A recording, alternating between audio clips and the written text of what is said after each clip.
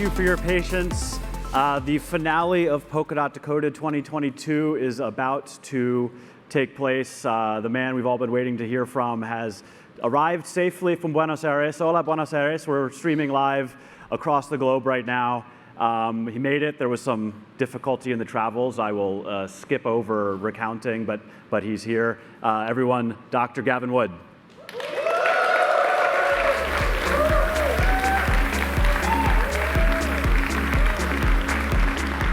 And we have a small surprise. We've had our video team editing furiously over the past couple hours, and we've actually put together a surprise video to wrap things up. So we'll play that to go. Start.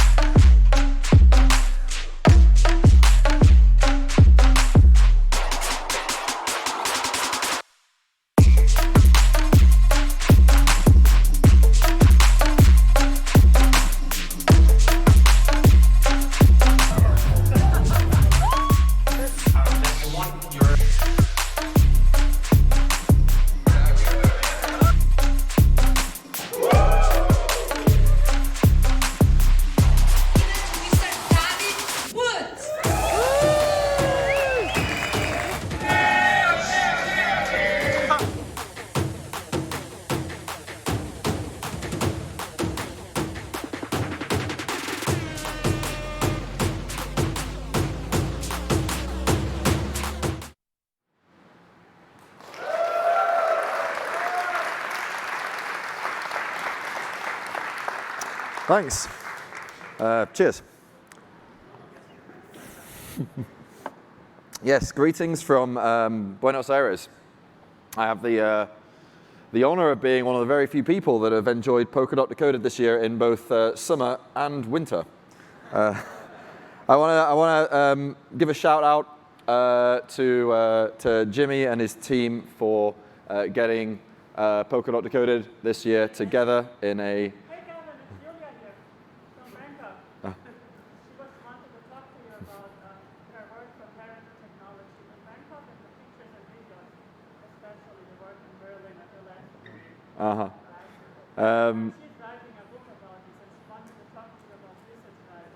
Great, thanks.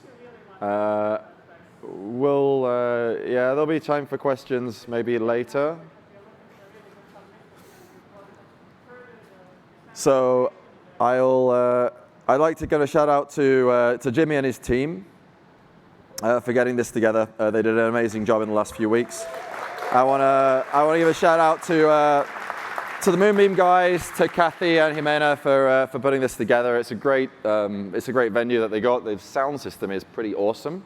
Definitely would like to enjoy a party here at some point. Good.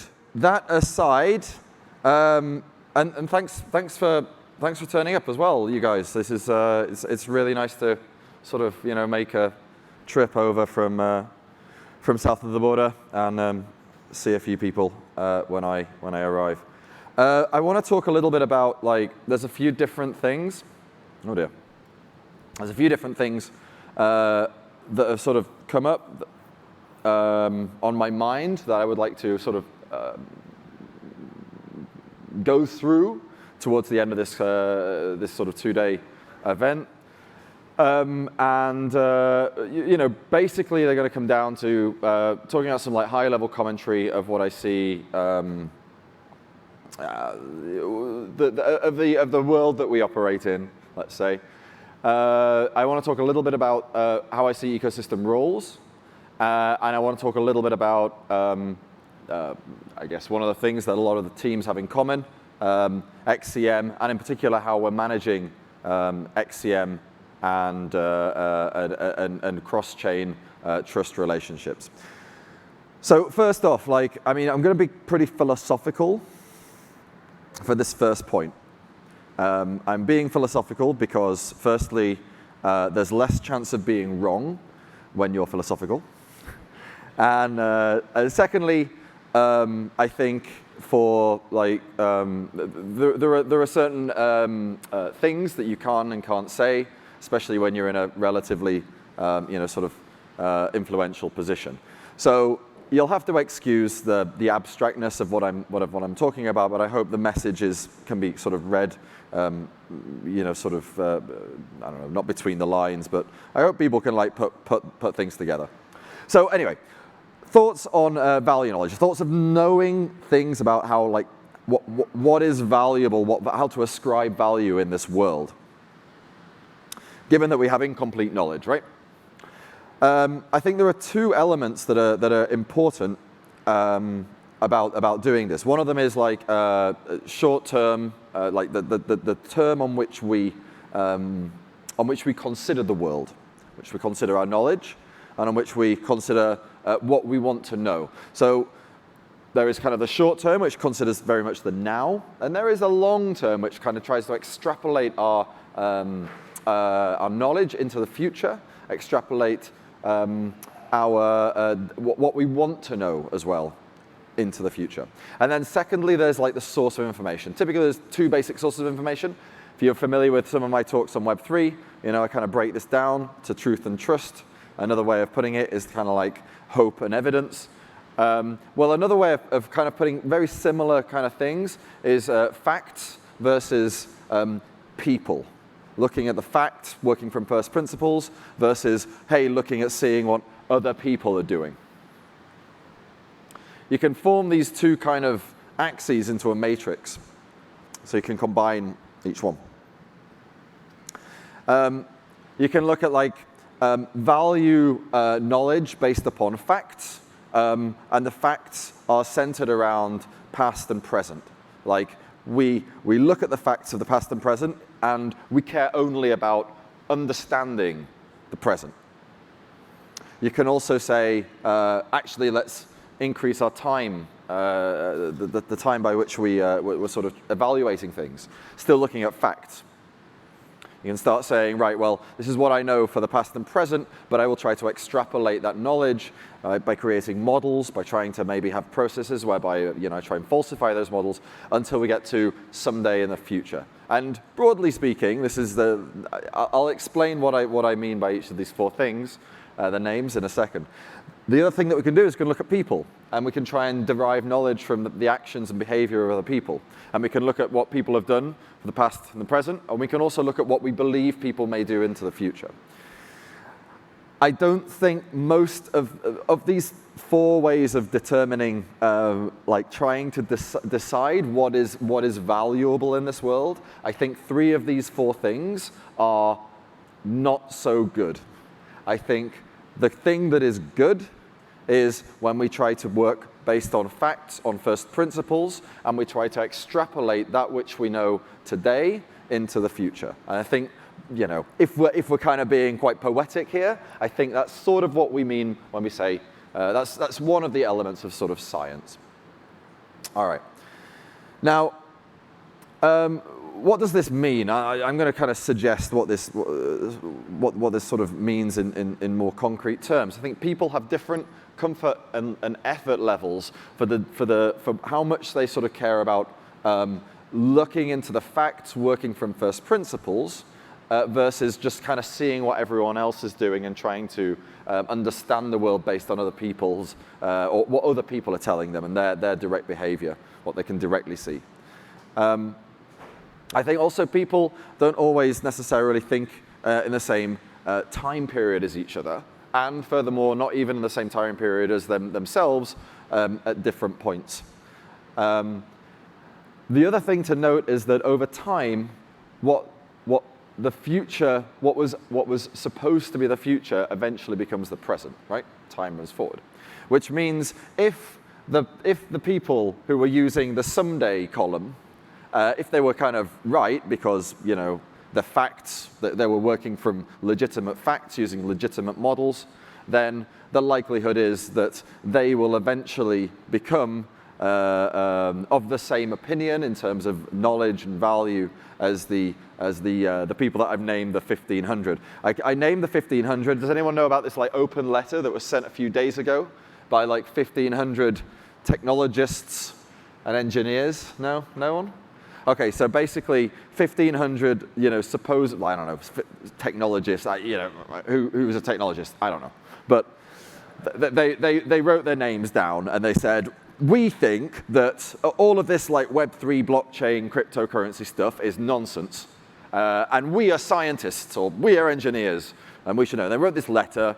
I guess they wanted politicians to like take notice of it or something. And they were kind of trying to, in some sense, speak as a broad voice of the engineering industry. They didn't speak for me. I think most of their arguments were nonsense. I think many of their arguments were based upon like what this technology was 8 years ago. And, a lot has changed in that time. But, nonetheless.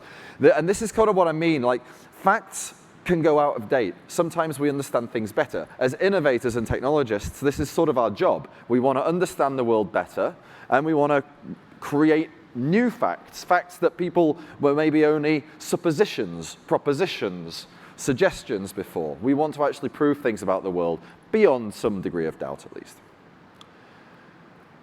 So my belief, if it's not already obvious, is that the technology that we're working on is actually is going to be instrumental in creating a better world. And in fact, if we continue going down the path of like basically just trusting opaque central organizations with limited, if any, degree of accountability, then we risk descending into dystopia or worse. And overall, my time perspective is pretty long-term, I would say. Okay, good. I know that was pretty abstract. Sorry if it was not obvious what I was trying to get across, but maybe ruminate on it for a bit. Second part of the talk, thoughts on the ecosystem. So this has come up in the past in roundabout ways, and I would like to just spend a little bit of time getting across what I kind of expect and what I want to sign up for as like a member of the ecosystem, and also as like a leader of one of the companies in the ecosystem, founder of the foundation, one of the foundations, I guess, in the ecosystem. How I see the ecosystem sort of working. What I want to get across, I think, most importantly, is that as the CEO of Parity, I'm not looking to build another Microsoft or something where we have this like ultra integrated, super comprehensive vertical product stack. Yeah, that's not what I'm trying to do here. And I think I want to make it like 100% clear, right? There are certain things that I think I'm me and my team and Parity. Broadly speaking, the Web3 Foundation, I think there are certain things that we are good at, that we want to do, that we want to build, that we want to see, and it's not everything, right? And so this has some like pretty important ramifications for the ecosystem. So like, let's go over what I think the various sort of bits that I'm involved with should be doing: Parity engineering, building core technology, building Substrate frame. Polkadot core protocol, tools, some features that we believe are very core to the utility or the value proposition, or that we need to build in order to reduce the risk of particular design opinions that we've made. For example, can smart contracts work on a design like Polkadot? Well, we have to kind of prototype it. That's the easiest way of like guaranteeing that yes, they can definitely work if we can prototype it and demonstrate that they work. Parity Labs is a relatively new setup in Parity, but this is basically tasked with the more cutting edge R&D, like looking into mass scalability, like super scale solutions, looking into potentially using exotic hardware and a few other bits and bobs. Parity ecosystem and Marcoms, some of the other functions of the Parity company, you know, supporting, teaching, incubating, all of this facilitation. The Web3 Foundation, a higher level role, stewardship, evangelism, speaking in, with a voice that certain elements, certain parts of society sort of find difficult to hear from technologists or from startups. And also doing some of the deep research, looking into like mathematical models, proofs, making sure that what we're building is actually built on legitimate foundations, theoretical foundations. Okay, so but what does it mean then? Why is what's good about it? What's good about like focusing on these specific things and not trying to build, not trying to go like the Microsoft way where we're building this huge vertically integrated product stack? Well, firstly, opportunity. It's opportunity for the ecosystem because we're not trying to like do everyone's job for them, right? We look to the ecosystem to build so much of what people when they come to think of Polkadot, or when they will come to think of Polkadot, as Polkadot unfolds, it's the opportunity of being a part of that, of building a part of this extensive ecosystem. Flexibility on the part of the users, because now the users have many different options, many different teams serving, competing to build the very best products. Innovation, like if it's one company building everything, it's very difficult to go down many different avenues all at the same time.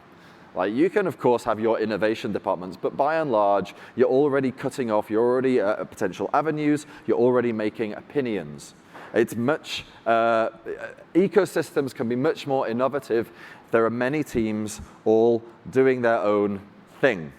Decentralization and all of the things that come with decentralization, reliability, resilience, robustness, long-term success, right? So what are the kind of tenets for this? Well, firstly, and one of the most important things is that we fix opinion only when it's absolutely necessary, yeah? As soon as you have an opinion, as soon as you fix an opinion into a technology, you're basically putting the sell-by date on that technology, right? So we fix opinion only when it's necessary. All opinions ultimately are going to be design errors. So we do it when it's necessary, when there's a singular thing. The Polkadot protocol is a singular thing. We keep it minimal, but if we need to fix opinion, we accept it and we do it. When we don't need to fix opinion, we build stacks to avoid it, right? So basically, we build API levels so that the API may be fixed, but we can have many different things, many different alternatives utilizing and resting on that API. We build reference implementations, but we stay away from official implementations, yeah? Also crucial, as soon as you label something official, you're basically putting a limitation on where your ecosystem can go. We standardize where we need to, and we iterate on those standards with processes in place. XCM is a living standard. There's a document that describes it. There is a GitHub issue tracker where people can put forward suggestions for additional XCM instructions or changes to the format. And most of all, it's an open ecosystem. It must be open because we're not going to spoon feed anyone. We're not going to give everyone a manual in the ecosystem. This is how you do X. This is how you do Y. This is what happens if you need to do Z. No, that's not how it works. Therefore, we have to have a much more open approach. We must each be both investigators, teachers, educators. We must describe things, not proscribe things. And anyone who tells you differently is probably giving you a flawed design, a flawed opinion, yeah? If you're presented with an easy answer, oh, this is how it needs to be, this is the only design, then the likelihood is that they've thought about it a little bit, maybe, they've set it in stone, and now that's it. That's the manual that you're fed. That's not how innovation works. Pluralism, experimentation, and diversity is crucial. We want there to be lots of wallets. We want there to be lots of NFT platforms. We want there to be lots of contract platforms, contract languages, chain explorers, indexes, and all of the other great things that people are building. We don't want to see just one of them, because as soon as there's just one official thing, you're now tying your ecosystem down and you're limiting the potential innovation. Never be afraid to build. You don't need to ask us to build something. You don't need to ask us if you think there's a feature missing. You don't need to wait for us to deliver a particular palette or a particular API. Suggest it. Work with us. But don't wait for us, right? We are not the authority here. That's the whole point of it being a decentralized ecosystem. In our part, we will do our best to teach, to have open development practices, to have an open discussion, and to support teams where we can. So we have a number of programs for trying to make sure that education makes it out into the ecosystem.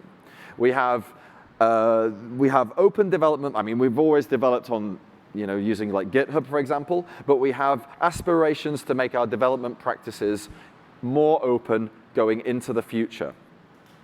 Similarly with discussion, we will have aspirations to open up the Parity forums and make it be much more of a community forum framework.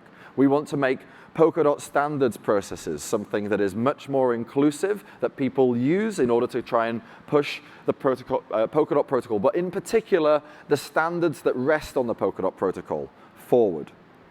And, I don't know if you saw my governance talk yesterday, but the grants program for the foundation has been running for a while, but we really want to push the governance element of the Polkadot network further, faster. We want to make it really be this sort of shining beacon of decentralized decision making.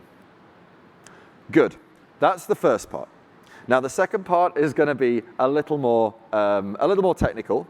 I don't want to get too deep into the weeds here because I'm aware this is more like this isn't the Web3 summit.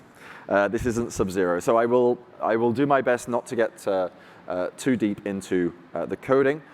I want to talk a little bit about XCM. XCM, if you're not familiar with it, it is a language. It's a language that allows consensus systems to make themselves understood between each other. Consensus systems, not just necessarily chains. Chains are the obvious first consensus system, but it works with other consensus systems as well. Basically, any data structure that is held in consensus. So it can work, for example, with smart contracts. What's XCM? How does it relate to XCMP? Sean went over this yesterday. I really want to hammer it down. XCMP is a bit like the phone system, right? It's a means of getting a message from one point to another. In fact, in XCMP's case, it's a means of getting a message between sibling parachains that happen to exist under the same relay chain. XCM is a message format. It's like a language. So like English. English is spoken on the phone system. The phone system is still like the phone system. You can speak English whether you're on a phone system, whether you're face-to-face, whether you're on a video call. It doesn't really matter. It's still English. We're talking about the XCM, the language. Now, there are many kinds of telephone, just to put it out there, in this little analogy. We've got XCMP for sibling parachains. VMP allows parachains to connect to their relay chain and talk to their relay chain using XCM. We have something that I've just today called GPMP, or Grandpa Protocol Message Passing, which basically allows substrate chains to talk to relay chains across a bridge. We also have another form of the same protocol, which allows a substrate chain to talk to not just the relay chain, but a parachain of a relay chain. We also have smart contract message passing, allowing a substrate chain to talk to one of its smart contracts. So there's all these different conduits of passing XCM, right? They're all valid ways of getting a message between consensus systems. So a brief history of XCM started back in late 2020. It's had a couple incremental upgrades, and we are now on to XCM version 3. What are the main changes? Well, there's some changes that make it a more programmable language. There's some changes that make it easy to split up applications across different shards, different parachains, and there's also changes that make it easy, or make it even possible, for it to be used over bridges between different consensus systems. Programmability features, as I said, I'm not going to get too deep into this.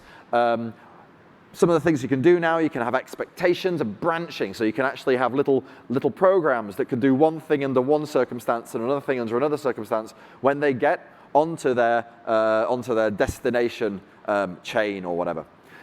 We have safe dispatches, which basically means that you can, when you want to transact on a remote chain, when you want to do some particular operation, you can make sure that the chain is still running at the same version that you thought it was when you constructed it in the first place. This can make sure it doesn't do something accidentally that you don't expect.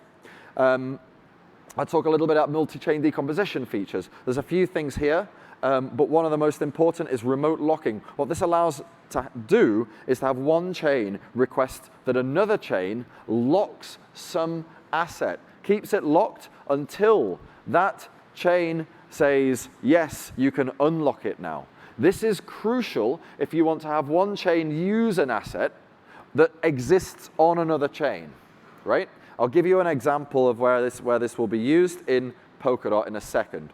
The bridging features are among a little bit more interesting. From my point of view, they're more extensive.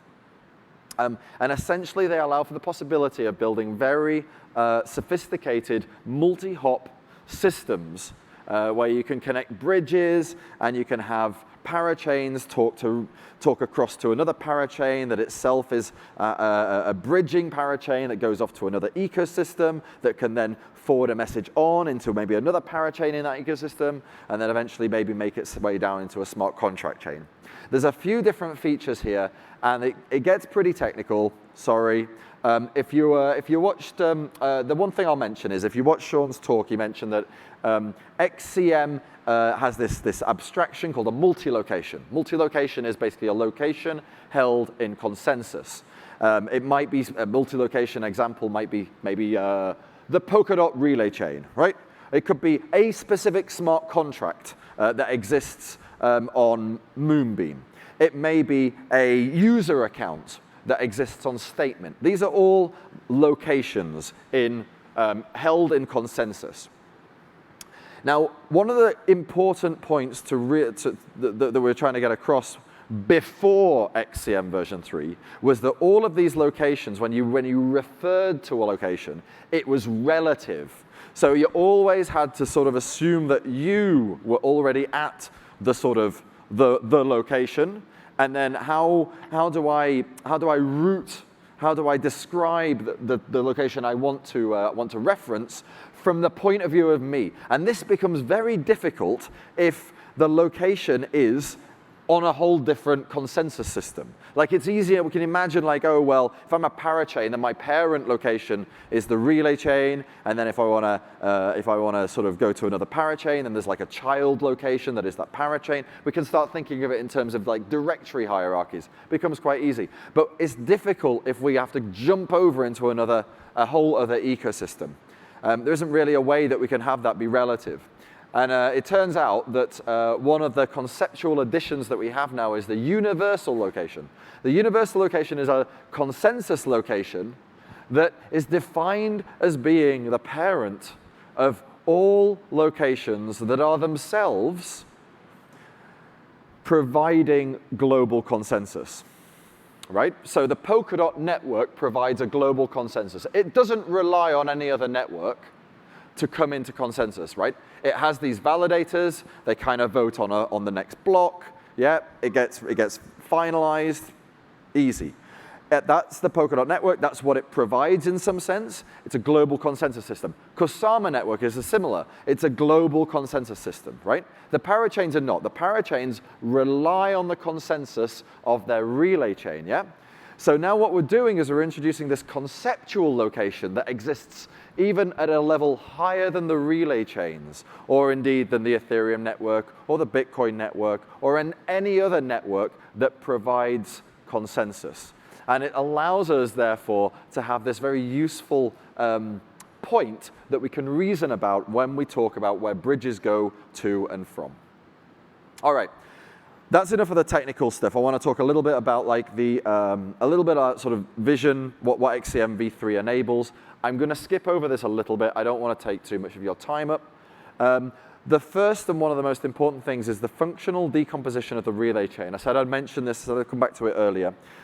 What we want to do is make the relay chain something that actually does what it's named after, that it really just does manage these parachains and act as like a central point for making sure messages that go between them and securing the parachains. This means it really shouldn't be doing stuff like managing governance. It shouldn't be managing validator, nominator relationships.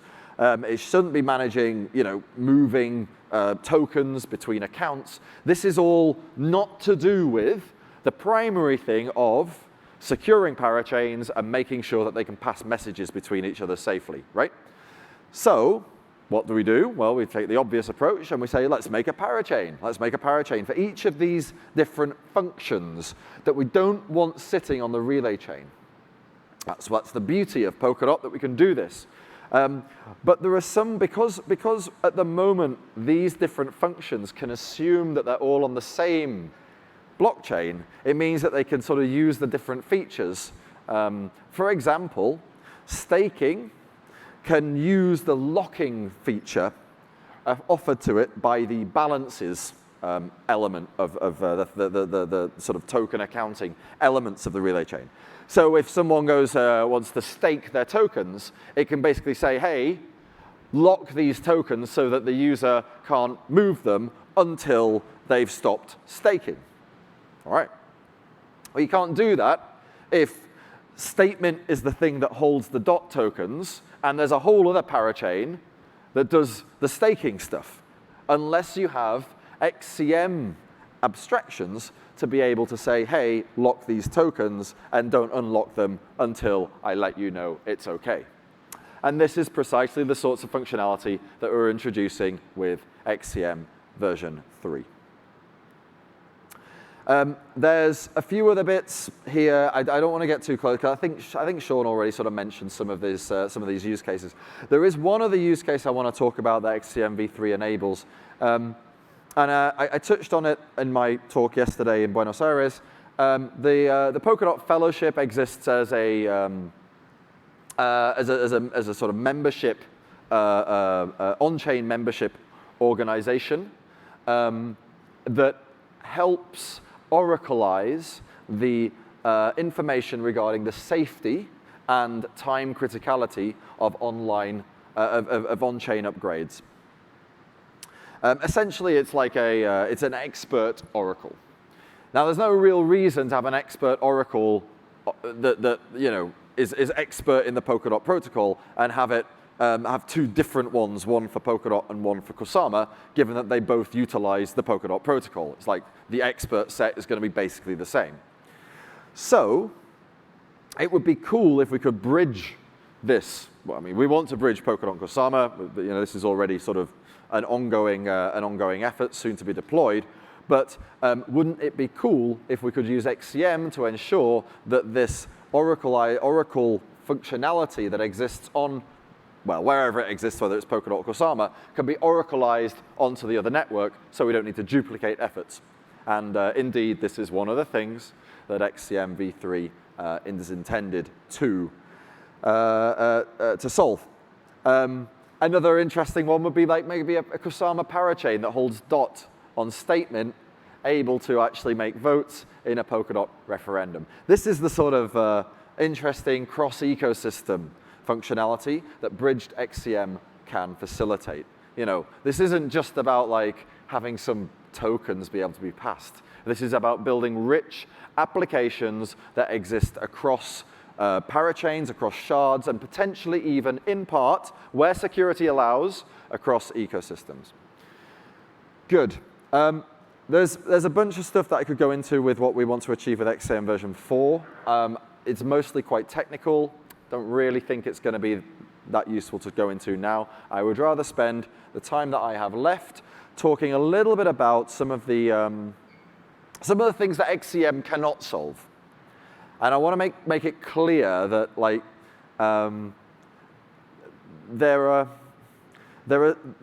XCM and XCMP and this technology that we're building can solve a lot of things. But there are some things that need to be solved in different ways. And no effort of adding new instructions or altering how certain elements work is going to change this.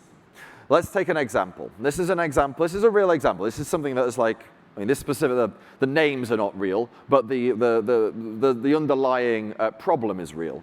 There's already a GitHub issue open with quite a big, long sort of conversation in it. Suppose there's a user on a parachain. Let's, for argument's sake, say that's a user on Phala, and they want to send some tokens that are not native to Phala. So let's suppose, again, for argument's sake, they want to send some AUSD. So it's native to Acala, and they want to send it to some other third place, some other parachain. Let's say it's Moonbeam. Now, not only do they want to do that, but they want to do something on Moonbeam where they where they're doing it under the authority of this user, of this Phala user. So maybe they want to execute some sort of smart contract call, and they want to make sure that these tokens, this AUSD, is in their account. Who knows what it is? Maybe it's, I don't know, some sort of liquidity mining or DEX, or it doesn't really matter. But they want to do something on Moonbeam, in a contract in Moonbeam, with this AUSD, OK?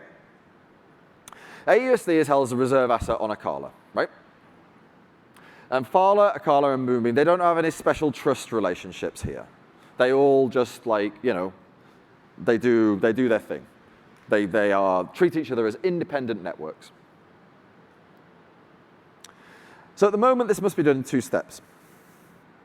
The first step is that we do a reserve asset transfer. So basically, Phala instructs Acala to move some of the users, some of the Phala AUSD from the Phala account to the Moonbeam account. And then as part of this, it also sends an onward message, which is to say, Acala sends an onward message to Moonbeam, letting it know, hey, you know, you've got a credit, and this is what you should do with it. Credit it into this user's account, this Phala user's account. OK, that's the first step. This basically moves the AUSD into the account on Moonbeam. The second step is then for Phala, on behalf of its user, to tell Moonbeam, hey, execute this smart contract action, whatever it is. Do something with this AUSD and this smart contract. Now, a question arises. Well, why don't we just do it in one step? Why doesn't Phala, on behalf of its user, just basically tell Acala, transfer the AUSD, send it on to Moonbeam, let Moonbeam know, and then have Moonbeam execute this smart contract action directly, right? This is the question that is being posed to, to us, the XCM guys. Is there not something we are being asked that we can add to the XCM language, or some extrinsic that we can add to a runtime, some special transaction or something that can do this in one step? And the answer is no. XCM cannot solve this. The reason XCM cannot solve this is it's not a language issue. The issue isn't with the language. The issue is with the trust relationship, right? There is a messaging, the first message, because we're doing a reserve asset transfer, because Acala is where the AUSD sits. Phala must ask Acala to transfer it over to Moonbeam. That's the first message. Phala asks Acala to do something, sends a message there. Now, Acala is the only one that Moonbeam can trust to tell it that it's received the AUSD. So the second message must be from Acala to Moonbeam. That's fine. That's how it works. But then we want to make the Phala user, or we want to do some contract execution on Moonbeam on behalf of the Phala user. Who's going to tell Moonbeam to do this? Moonbeam doesn't trust Acala to tell it what it should be doing on behalf of Phala, right? Why would it? It's like, it's Phala's user. Why would Moonbeam trust Acala to tell it to do something on behalf of Phala's user? No, doesn't make any sense. So there must be a third channel here. There must be a third message that is directly from Phala to Moonbeam. And this is why it has to be in 2 steps.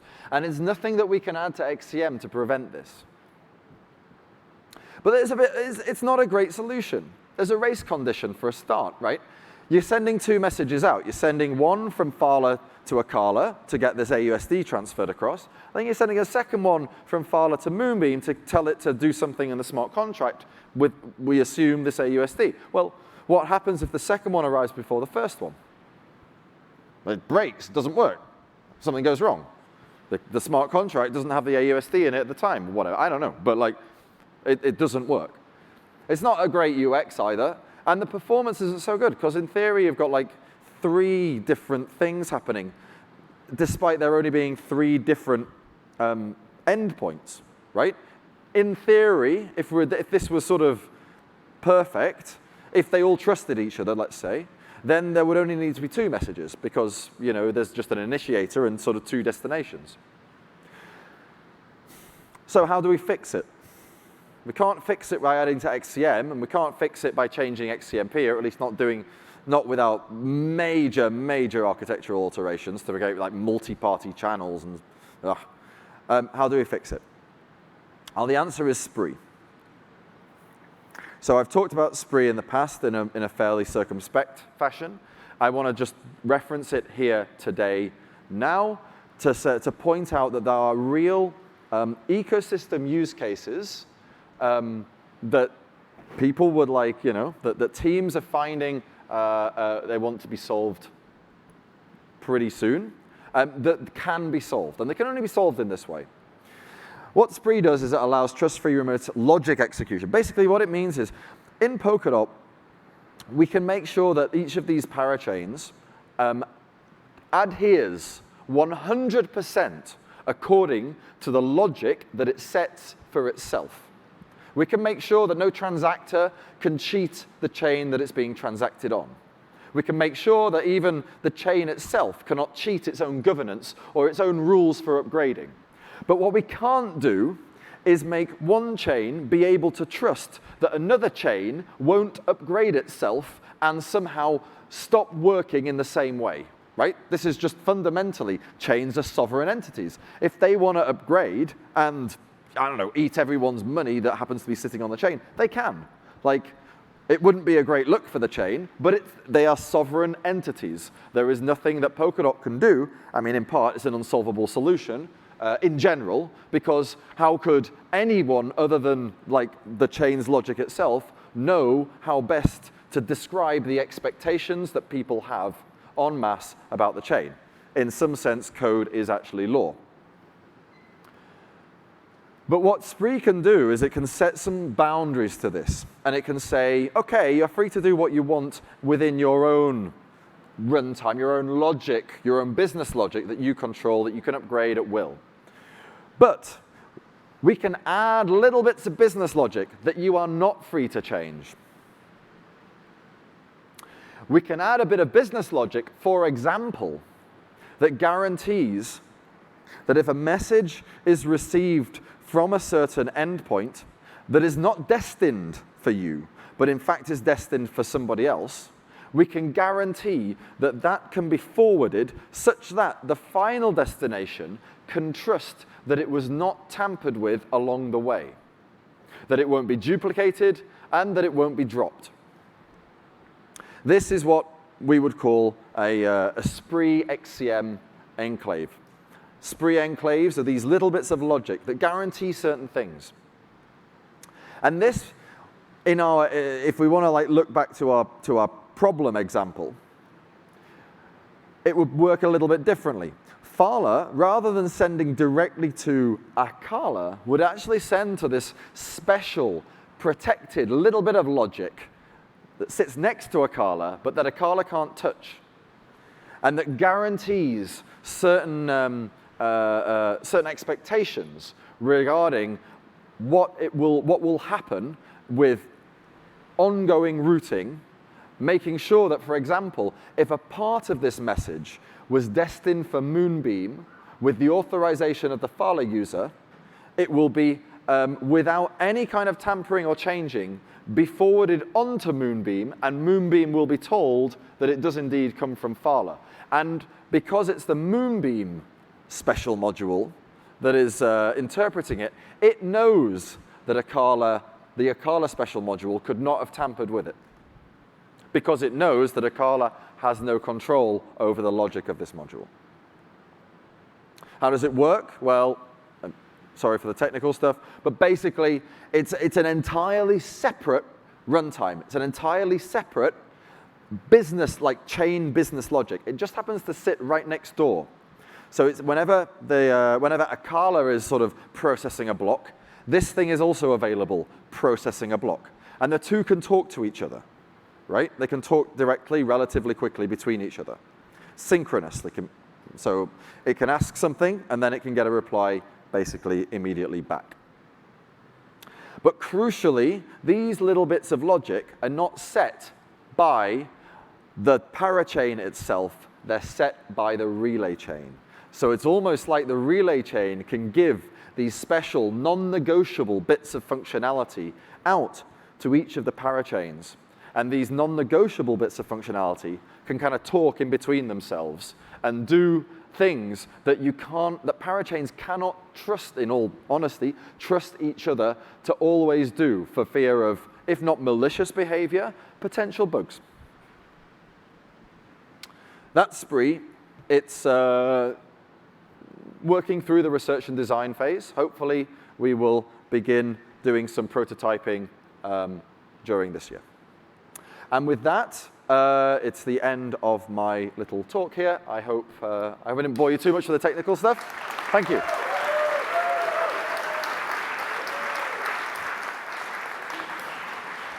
Good job. Thank you very much, everyone, for coming to Polkadot Decoded 2022. It's been a great couple days. The graphic on the screen was actually wrong. We were closer to 100,000 viewers across online and in the four locations. So thank you all for coming, and I hope to see you next year. But if you're not going to be around, I'll see you later for a couple drinks. Peace.